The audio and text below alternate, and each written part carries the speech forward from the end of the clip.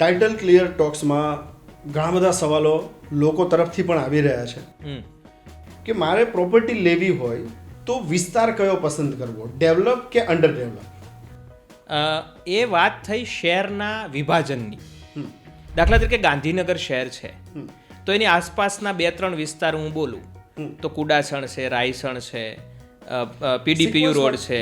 ગાંધીનગર છે તો અમારે વાવોલમાં ઓછો ભાવ હોય, એ જ વસ્તુ સરગાસણમાં આવીએ તો વધે, કુડાસણમાં એનાથી વધે, અને રાયસણ રાંદેસણમાં જઈએ તો એનાથી વધારે ભાવ હોય છે. હવે આમાં 2 બાબત મુખ્યત્વે હોય છે કે એક investment properly rate of return કેવું મળે છે એ, અને બીજો યુટિલિટીનો મુદ્દો છે. હવે કોઈ ગ્રાહક છે એની ખરીદ શક્તિ નબળી છે તો સ્વાભાવિક છે કે એમને સસ્તું મકાન જ્યાં મળતું હોય ત્યાં જવું પડે. પણ હું જ્યારે ઇન્વેસ્ટર સંબંધિત વાત કરું તો એમને જે અંડર ડેવલપ એરિયા હોય ને ત્યાં એ મૂડીનું રોકાણ કરે ને તો એમને ત્યાં વધારે વળતર મળવાની સંભાવના છે. જેમ કે દાખલા તરીકે કુડાસણની અંદર સપોઝ એ 2 કરોડનો ફ્લેટ લે તો 2 કરોડના 4 કરોડ રૂપિયા એમને થવા એ મુશ્કેલ છે.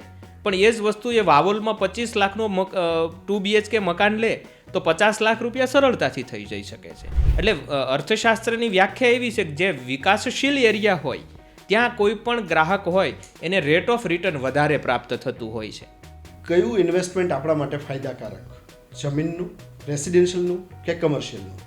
ખૂબ સરસ સવાલ છે. મને મારો ગમતો વિષય છે આ કે ઘણી વખત અજ્ઞાનતાના કારણે કેટલાક ઇન્વેસ્ટરો અથવા ગ્રાહકો એ ઇન્વેસ્ટ કરવાનો જે નિર્ણય હોય છે તે યોગ્ય લઈ શકતા નથી.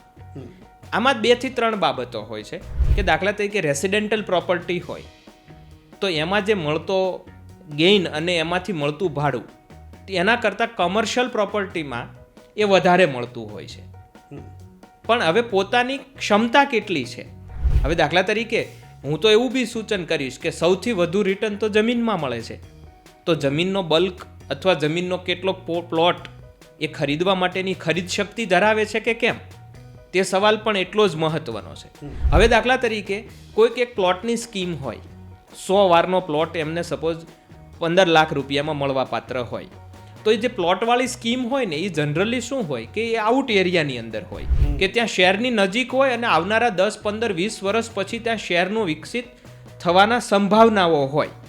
તો એ 15 લાખ રૂપિયા છે એ 10-15 વર્ષ પછી કરોડ ઉપર જતા રહેશે. કેમ કે જમીનમાં મળતો જે રાઈઝ છે સૌથી વધારે હોય. હવે જ્યારે એ જ વસ્તુને આપણે સરખામણી કરીએ રેસિડેન્ટલ કે કોમર્શિયલ પ્રોપર્ટી માટે તો એની અંદર 15 વર્ષ પછી જે ડેપ્રિસિએશન શું આવ્યું તો એક તો કન્સ્ટ્રક્શન કોસ્ટ લાગી ગઈ. એટલે એ તો કન્સ્ટ્રક્શન કોસ્ટ આજથી 15 વર્ષ પહેલાંની ને આજની એમાં 5-10% કે 15% ડિફરન્ટ હોય, એનાથી વધારે ના હોય. તો 85 કે 80% ડેપ્રિસિએશન લાગી ગયું.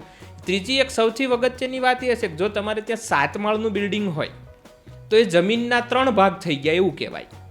કારણ કે જેટલા ઉપર જાઓ છો એટલો જમીનનો હિસ્સો 3જા ભાગે જતો હોય છે. તો ત્યાં પેલો ખાલી પ્લોટ છે એને 100% રાઈઝ મળે તો અપાર્ટમેન્ટની સ્કીમમાં એ તમને 30% જમીનનો રાઈઝ મળે. તો જ્યારે તમે ઇન્વેસ્ટમેન્ટ કરવાનું વિચારો કે તમારી જે વિવેક બુદ્ધિથી જે તમે પૈસા કમાયેલા છો એનું યોગ્ય આયોજન કરવાનું વિચારો તો સૌથી વધુ રિટર્ન તમને એ જમીનમાં મળે.